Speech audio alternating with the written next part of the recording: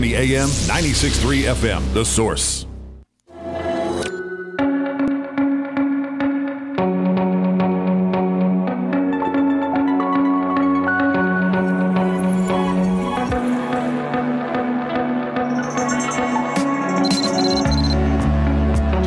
Minutes before 11 o'clock. Turns out to be a pretty nice looking Monday, doesn't it, Robin? Beautiful. Looked overcast this morning. Do you remember a gift you got for Christmas? Since we can talk about it now, right? It's getting close enough.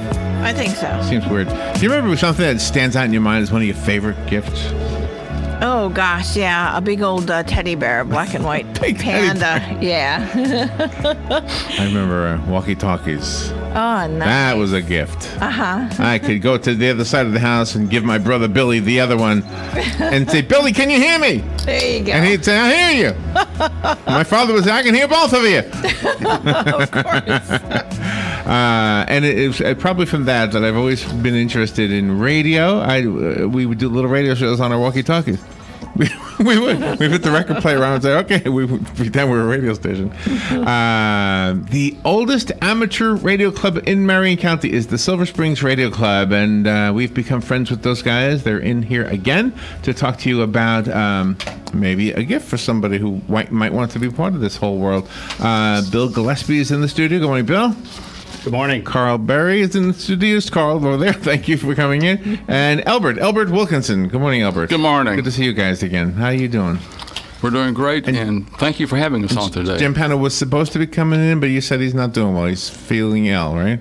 Jim's got the flu and had a real serious case of it. He said he'll probably be listening to us today, so he may call in. You never know about Jim, but we wish him well and hope he gets well soon. Yeah, Jim, we have a ham radio connection to God, so we'll say some prayers for you. So. Yeah. Outstanding. Don't need a license for that one, right? No, you don't. Not yet. Imagine if you did need a license.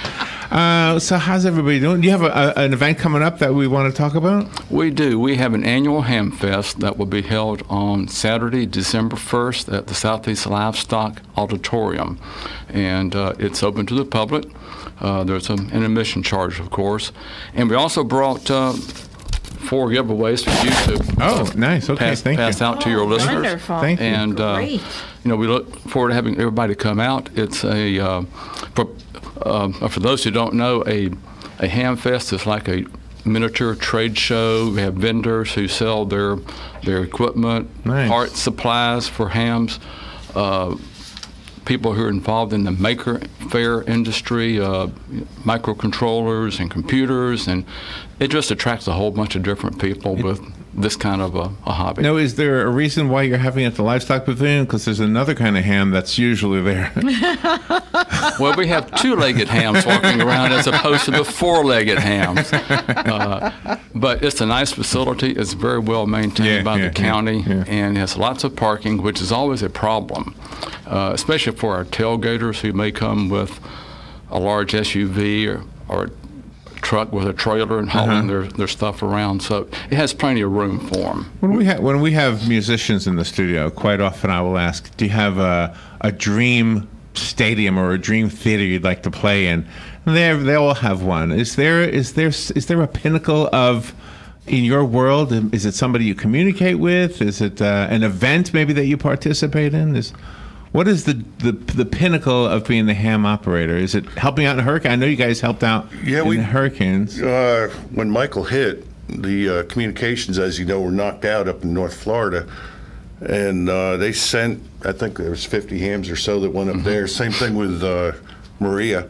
But we sent some hams up to North Florida, and they were able to do the emergency communications for the officials and local communications, request supplies, and man shelters and things like that. Is that right? That's how that works. And you send some people to the affected area, and then the rest of the country or the rest of the world can communicate with them. Correct. So how do you get the word out that there's a group of ham operators in an affected area? We've got it's all done through the state. Okay, the state says, okay, we got the storm. We need hams to man the shelters. We need hams to man emergency command posts, things like that. And the call goes out to the section manager, and he in turn contacts the local emergency coordinators. Ron Viola is the EC for Marion County, and they would have contacted him and says, hey, we need 5 hams to help us out. Can you send some people up? And Ron will call up and call everybody up and say, we need you, and they pack up and go. And what kind of things were being communicated during Hurricane Michael specifically, or after the hurricane? I mean, was it we need supplies, we need food? Well, it was supplies. It was health and welfare traffic messages, checking on loved ones. Oh, okay. Just various anything that they can talk about, they'll talk about. See, because I remember when Maria devastated Puerto Rico. I remember you were involved with that too. We set up a website for people to send out messages to loved ones. That's right. You did that. Yeah, and. This time we didn't have any hits, but, again, during Maria, I sent out 30-something messages. Is that right? And they got delivered into Puerto Rico. Wow. And as far as the website goes, were you getting them from all over the world or just from this area? Well, all over the country. Wow. That's really amazing. I don't remember anything coming in from overseas, but I have to go back. I even heard one of the national shows, it might have been Glenn Beck's show, I remember hearing him talk about the work that you do. So, you guys have, there's a feather in your hat, right? To have that kind of well, yeah, we're the ones that make the first responders look good. Well, then people would show up. The volunteers would show up, and they, if they had a motorhome, they could bring their motorhome. If they had a trailer, they could bring their trailer because they had to have someplace to live. They had to be able to have someplace to cook food if they were not, say, associated with a shelter. Right. And I saw a video where a guy is driving around in basically a suburban type vehicle. And he lived in that for like 4 or 5 days. Wow. Just sleeping in his Suburban. Sure. Outside of a shelter, providing radio traffic. And the electricity needed for the broadcast comes from the vehicle? From the vehicle or a generator, gas-fed generator. Separate generator, okay. So I mentioned getting this as a gift for somebody, and I don't want to take too much time on that because you've got more important things to talk about. But is that feasible financially, and do they need a license afterwards and all that? Well, in order to operate our equipment, you do have to have a license. And the basic license is a technician license, which essentially gets you on small segments of the high-frequency bands, but primarily the VHF and UHF modes. But we encourage anybody who gets your technician, at least get your general, because it opens up most of the HF bands to you, with small exceptions. And it's a whole new world. Yes, exactly right, because with the general, you can communicate literally around the world on HF and the various modes we have available to us. And then the next step up would be extra, which gives you everything. And what kind of testing, exam testing will you be doing then for what license? All of them. So we at 10 o'clock we'll have what we call a VE testing session. That's volunteer examiners. We have people in our club who are accredited through the ARRL to administer the test. It used to be the FCC would do it for you. Now they outsource it, and so we have people who have the training to do that, and they will test for technician or those who want to upgrade to a general or an extra class. Oh, okay. Yeah, there's a $15 testing fee, and 2 forms of ID are required, one of which must be a photo ID. It's very painless. There's no blood taken or anything like that. Not yet. The test itself is as easy or as hard as you want to make it. We recommend that you study for it. It makes would make sense. It makes it a whole lot easier when you go in there to look at the test questions. Can you ask me a question that's on the test? That might be on the test? Just to see if I know it. I forgot them all. I bet I won't know one. I bet I wouldn't know one answer. I'd have to study this one. All right. What part of the FCC rules covers amateur radio operators? 3. Part 91, 93, 97, or 99. Oh, my. See, this is why I don't win the lottery. Yeah, this is why exactly. You know, we're covered under Part 97 of the FCC rules. So you need to know that in order to pass the test. Yeah. Well, that is interesting. Yeah. See, I wouldn't pass this test at all. So how would I study for it? Is there a book? Yeah, there are books online. There are a number of resources online you can go that will tutor you through. I'll give you an interesting fact. In the last year, we've had 2 teenage boys who passed our exams. Nice. Who were sight challenged. Oh my gosh, that's awesome. And the last one, and his whole family is a club member, as a family.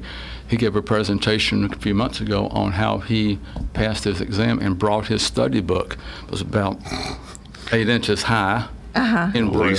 In Braille. Okay. In Braille. Okay. Wow. Yeah. And he studied and he passed. Now we had to administer his test orally because our tests are written, so we had 3 people, 2 witnesses and 1 person to Really? read the test to him, and we watched all the answers being recorded. Now Oh my gosh. In this radio, we're required by the FCC to keep a log. Do you have to keep a log with what you do?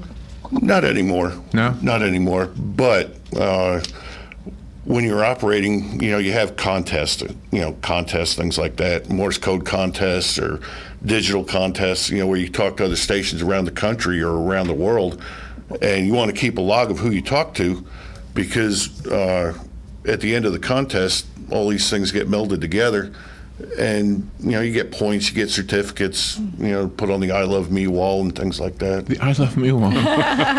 What is with the Morse code? Is that still a required thing? It's not required to do Morse code anymore.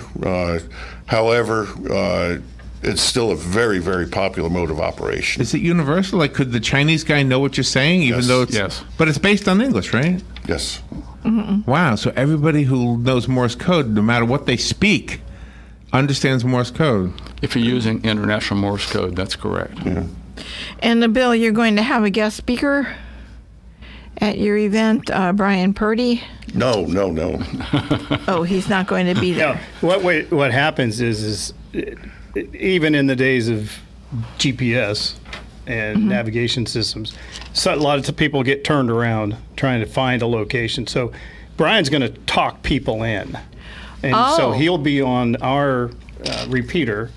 And as people, if they have questions about how to get there or what am I looking for or those kinds of things, Oh, to the event to the itself. event, he will my. then be on the air being able to answer those types of questions for people. And he's going to be physically at the event. Correct. Yes. Oh my gosh. And for those that don't know who Brian is, I'm sure a lot of people remember the Ocala Cobra.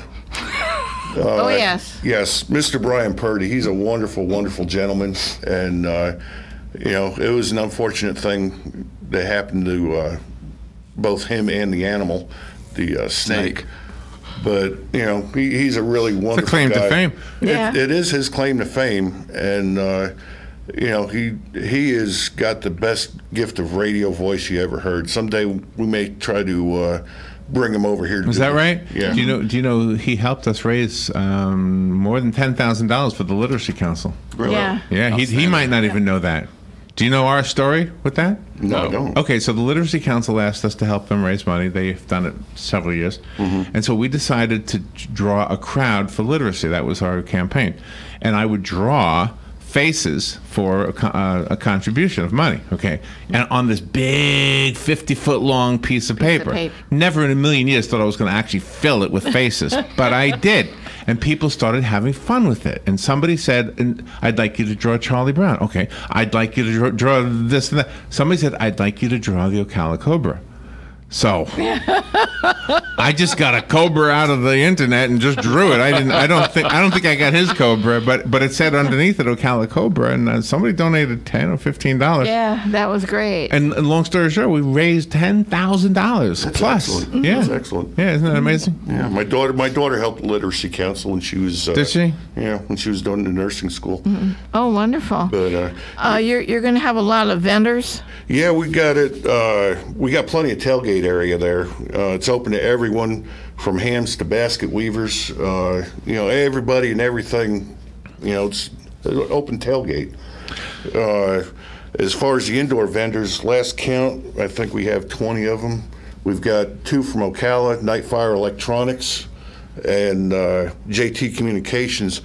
Nightfire, he carries, what's it called, Elbert? Arduino? Or? Yeah, it's primarily a lot of electronic parts and microcontrollers, the Arduino boards, things like that. They're for the Maker Faire.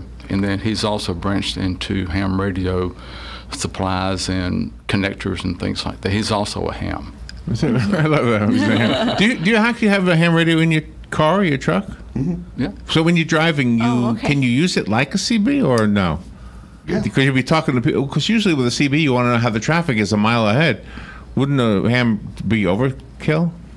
Not necessarily. No? Wow. Can you interact with CB guys? No, we can't. No, With the CB? they're a totally different band. They're not licensed. Oh, okay. You do have something you're doing for the students in the military and the first responders, something special.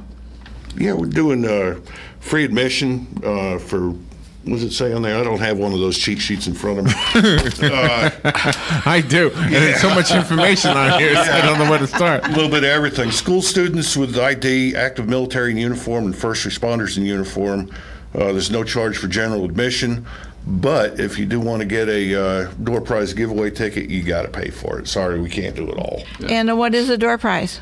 This year, we're giving away a 2-meter Fusion radio. Right. Fusion is a combination of analog, like we're talking on now, and digital communications, such as what you get for quality on your cell phone.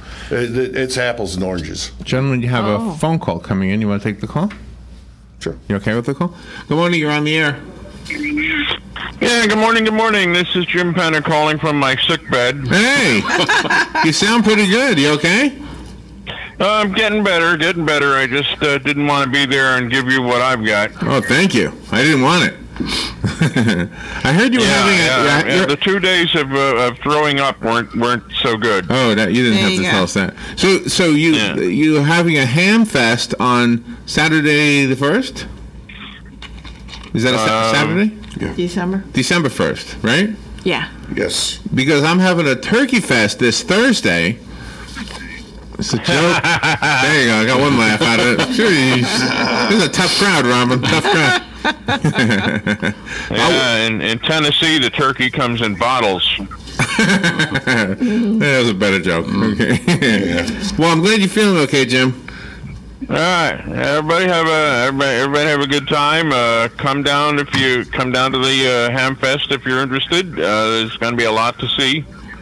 Oh, very, very good. And I'll ring off and let you guys do more damage. Well, thanks, Jim. What time does it start in the morning on December 1st? 7:30. And how long does it run? It usually runs to around 2 o'clock thereabouts, but if people are still there, we'll stay open as long as they're there. And will there be food vendors there as well? We have Art's food truck will be there. Okay. He's been at one of our ham fests, or maybe 2 of them in the past. And last year we had barbecue, but This year, like coffee and donuts. And No ham? No ham sandwiches? Maybe. You should have ham sandwiches. Yeah, we're going to have real ham food this year. We're going to have real ham operator delicacies such as coffee, donuts, burgers, and drinks. All the things that are bad for you. Yeah, real ham food delicacies. Is it addictive? I mean, do you get addicted to being on the ham radio? Yes. Yeah? Yes. Is your wife okay with that? No. Mine is. Your wife doesn't care. It's like any other hobby, you get into it, and you get into it as much or as little as you want to. Have you ever received a disturbing message, like you had to pass it on to police or something? Like somebody was trapped or something? Not disturbing, but where people were in need of help, and you were able to. And you were the first one to get the word out about it? Yeah. Really? Like a hurricane or something? You mean that kind of thing? Well, during Irma, we had a guy break down up near Salt Springs, and it was right before Irma was hitting the area. Yeah. And his water hose broke, and he was stuck in his truck with his dog, and he couldn't get to a shelter. Oh. He needed assistance, so we called the assistance for him. Got a hold of the sheriff's office, and they sent out a sheriff. There's no cell phone signal there? He didn't have there's no cell phone signal in that particular area where he broke down at. So thank goodness he had a radio. What do you call radio? Yeah. So what will each of you gentlemen be doing on the Saturday, December 1st? What are your particular duties? I'm going to be collecting the money. Okay. No, I'm the club treasurer. So for the different activities, as funds come in, Elbert and I will walk around and consolidate the funds and keep them in a central area. I'm going to try to hide. Yeah. No, try to no hide. way Carl can hide. Yeah. And I'm pulling what few hairs I have left out. You have some initials for different card checkings that's going to happen that day. What do those initials mean? We got. Let me see this cheat sheet again. Okay, let me find this. Where's it at? It's at the top of the page. Okay, the DXCC, VUCC worked all states. DXCC is worldwide communications. You know, they when you make a contact, you asked me about the logs before. Okay, they also send out postcards, and they send them in and exchange cards back and forth saying, yeah, I talked to this person or that person on this date on this frequency with this kind of a signal report. And what they do is they check the cards and they get applied towards an award. Oh, okay. Okay, WAS means worked all states. DXCC, VUCC, I'm not sure what that one is. But yeah, we're going to have a card checker on site all day. Steve Zabo's coming in from Daytona Beach, and he's going to be there checking the cards. We've also got Carl Martin, our section manager. He's going to be coming to meet and greet with everybody. And it's going to be a whole lot of fun. But if I could, I'd like to go over everything one more time. Go ahead. Can I ask one question before you do that, Carl? Sure. All right. Let's say you were buying a ham radio for somebody as a gift, and you and your wife say, you know, he's going to need an antenna, so you buy an antenna. You know, he's going to need a book to study for the test. You got the book. What other accessory would you need to buy to make it more fun, to make it more practical? It would depend on the type of radio you're buying. If it's just like an HT self-contained. Handy talking. Handy talk is what usually we will bring in here. If it's a HF radio, he may need a tuner. Some have them built into it. The one thing I would caution is just don't go buy a radio for somebody. Let them kind of help guide what they need. Oh, okay. Because you may buy an HF radio for them, high frequency, and their real interest is going to be on VHF or UHF, the local repeaters. So that's overkill. It's like you buying a Maserati just to run down to Publix. You don't need it. So yeah, but that would anyway, be right? fun, yeah. Who cares? So you want to make sure that the person who you're buying it for really knows what they want. If you're just tuning in, the Silver Springs Radio Club is having a HamFest on the 1st of December from 7:30 a.m. till 2 p.m. at the Southeastern Livestock Pavilion. And in the studio, Bill Gillespie, Elbert Wilkinson, and Carl Berry. And Carl is going to kind of give us the rundown of everything you can expect. Okay. Well, it's going to be, as we said, December 1st at the Southeast Livestock Pavilion, 2232 Northeast Jacksonville Road in Ocala. The doors open from 7:30 to 2. There's plenty of tailgate area, and it's open to everyone. Setup starts around 6 o'clock for the vendors on Saturday morning, and vendor setup for indoors is Friday 8 to 5. Admission is $7. Grade school, high school, anybody, this is student with an ID, military and first responders in uniform. There's no admission fee to come in. We will have a real food truck on site this year with, like I said, with authentic ham radio operator delicacies. The VE session starts at 10 o'clock. Walk-ins are welcome. You can also sign up online if you wish. There's a $15 test fee, and 2 forms of ID are required, one of which must be a photo ID. We have over 20 vendors indoors to include Tower Electronics, Nightfire Electronics, and JT Communication. He makes antenna tuners, and they're both from Ocala. The sign man of Baton Rouge is going to be there. And there's plenty of information on the k4gso.us website /HamFest. Very good. Thank you, guys. Be safe out there. Have a good Thanksgiving. And everybody else just show up on December 1st and get into the hobby, right? Exactly. Yeah. And we appreciate you inviting us back again. Oh, absolutely. Thanks so I much. believe it's been 6 months. You guys are awesome. Thank you. And Jim, thank you for what you're doing, too. We'll be right back.